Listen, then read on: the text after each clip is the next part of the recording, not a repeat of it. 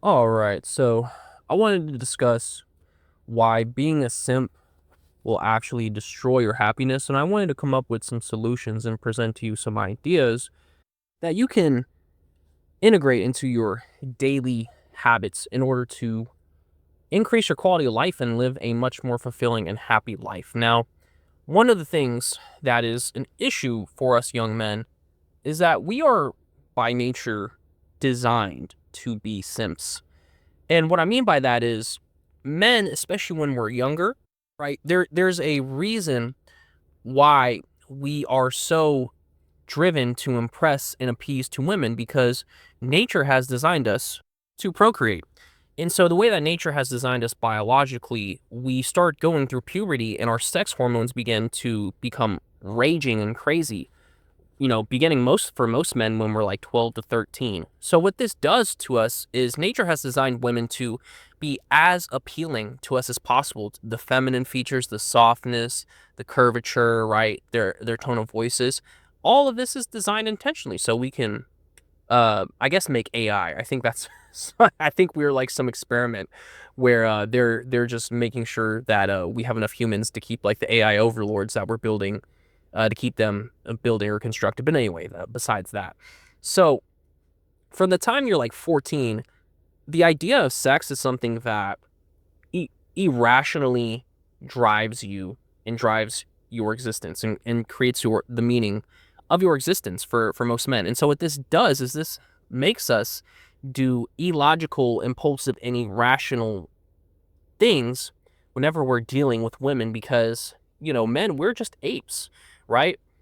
Like, what our ultimate objective is to show the female monkey that we have the most bananas. And we have bananas and we can give you the bananas, right?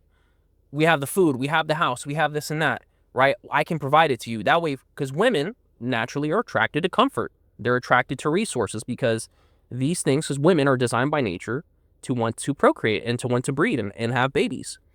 And so in order for a woman to have babies, she has to have a comfortable environment because having a child is like a handicap, right?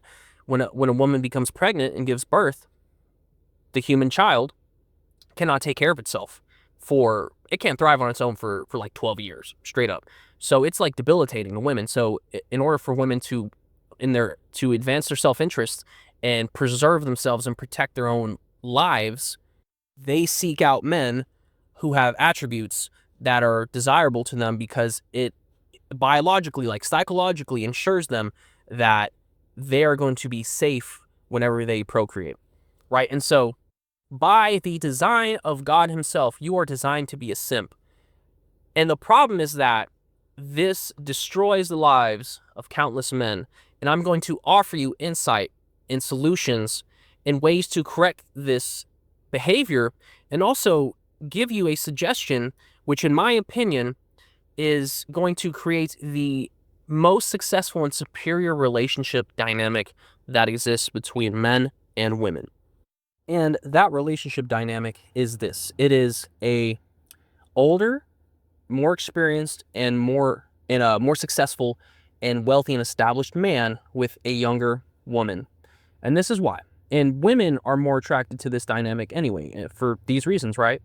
So an older man, let's say you're in your mid 30s or early 40s, and you have spent your life creating a lucrative career, you have financial balance, you have a nice home or a nice apartment, you have stability. That is what women crave and what women desire. And why this relationship dynamic works best between an older man and a younger woman is for one, younger women, and especially now with our declining birth rates, younger women, when they get pregnant, are less likely to experience birth defects and issues with birth than older women because women are now having babies and children at older ages, which is leading to increases in birth defects, things like autism, Down syndrome, and it's just more dangerous for older women to give birth at older ages. And so, as a man, the superior relationship dynamic is between this older man and a younger woman. So if you're in your like mid 30s, younger 40s or early 40s, sorry, and again, this only works if you actually seek a life of personal development and wealth. You can't just be a 35-year-old loser and think this is going to work. You need to focus on money and health in order to still be attractive to women. Because the thing is with men, if men take care of themselves and they work hard and they save and they take care of their bodies, they actually become more attractive to women. Believe it or not, they do. You become a what's it called, a silver wolf, I think is the term for it, right? Women like silver, women like gray, because gray means experience. Now you actually have to have some sort of useful experience and useful knowledge and actually have some useful life skills.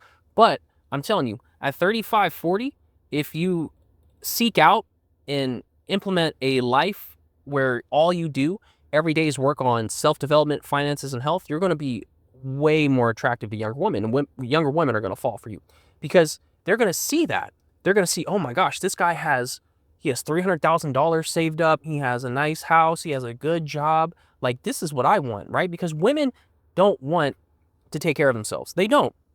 It's not in their nature and their biology to take care of themselves. Women want men to be the hunters and to go get the resources. That way they can stay at home and be safe and take care of children. So what you need to do is you need to just ignore women. If you're in your young 20s, even if you're in your late 20s, even if you're in your early 30s, you need to forget that women exist. And the only thing you need to think that exists is money, hustling and getting money, and also your health, right? So let's just think about this, right?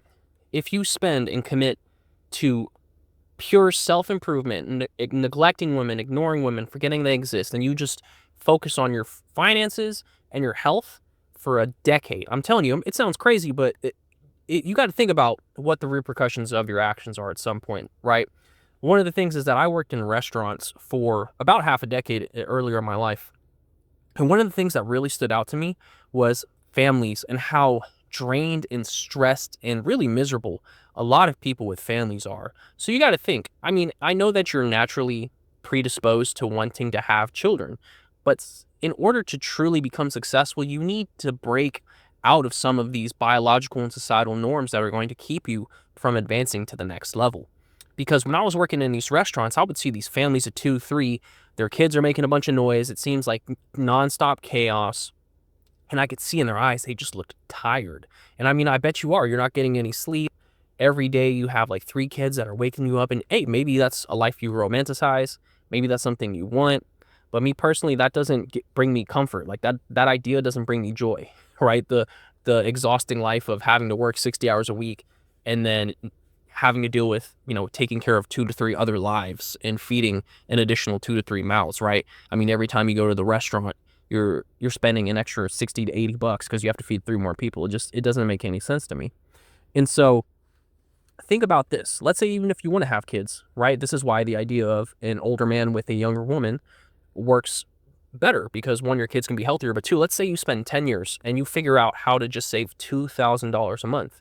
Over the course of 10 years, that is $240,000. So you're going to be in a way better position to handle the outcomes and some of the things that you can't prepare for, right? You're going to have $250,000, and the woman is going to respect you and find you much more attractive, because women are not really attracted to your personality. They're not attracted to your appearance, although they are. Women are much more attracted to their view of the access of resources of a man. That's really it. Women are attracted to what the resources that you have and that you can provide to them. So if you work on building up your resources and your health, and I'm not saying you don't have to get with a younger woman. I think it's more beneficial if you want to have children. I think it's, I think a woman's beauty is going to last more and she's going to be more appealing to you. But again, this is just general, and women are attracted to resources. So if you spend that whole decade and you're 35, even with a 35-year-old woman, she's going to be more attracted to you. Because who do you think that these women are going to want to be with? They're going to want to be with the guy that's a loser that's 35 with no money, or the 35-year-old that spent a decade and saved up $250,000. And then you can kind of just scale this up. So imagine you can pay off your debts, you can pay off your car, you can eventually own your house, but that takes a little bit longer. So let's just say you pay off the car and pay off the credit cards, and you can save $3,000 a year, right? So now you could have anywhere from between $240,000 to $360,000 of a nest egg by the time you're over the course of a decade. And I'm using the example of 35 just because I'm imagining myself in 10 years, right? So this practice and this idea of spending a decade of forgetting that women exist to completely focus on your financial development, I'm telling you, it is going to create so much more peace and so much more joy in your life than you trying to rush things too quickly and believing that in order to be happy and successful, you need to have a wife and kids, or you need to have a girlfriend. And hey, if you want to pursue women, that's fine. Me personally, I'm not really worried about women right now. I mean, I've been with plenty of them. It's not really something that, I find that most encounters with women are net negatives, and so as men, we kind of have to just deal with the net negative, and you just have to kind of accept it if you want to have a family and be with a woman, right?